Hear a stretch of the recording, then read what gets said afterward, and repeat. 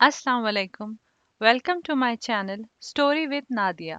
कहानी मेरी ज़ुबानी।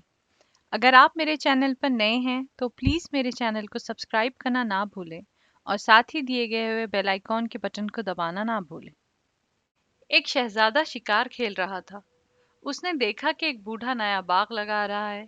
शहजादे ने उससे पूछा, बड़े मियाँ, तुम तो खबर में पाँव लटकाए बैठे हो, फिर बाग लगाने की जहमत क्यों उठाते हो?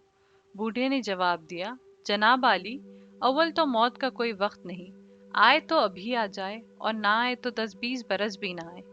बाग मेरे सामने फल ले आया तो मैं भी इसकी बहार देख लूंगा, और अगर मैं पहले मर गया तो जिस तरह दूसरों के लगाए हुए दरख्त के फल हम खा रहे हैं, हमारे लगाए हुए दरख्तों के दूसरे लोग खाएंगे। शहजादे ने कहा, इतनी लंबी उम्मीद अकल के खिलाफ है। खैर, अगर तुम्हारे जीते जी ये पेड़ फल दे गए तो मैं वादा करता हूँ इस बाग का मालिया माफ करा दूंगा। चंद साल गुजर गए कि बादशाह फौत हो गया और वही शहजादा तख्त नशीन हुआ। तो उसने मुल्क का दौरा शुरू किया।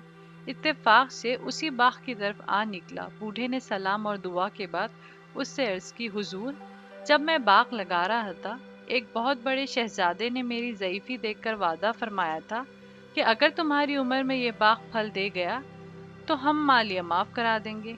अब बाग 2 साल से फल दे रहा है। हुजूर बादशाह हैं, अगर सब शहजादों को ये पैगाम पहुंचा दे तो मुमकिन है मेरा काम हो जाए।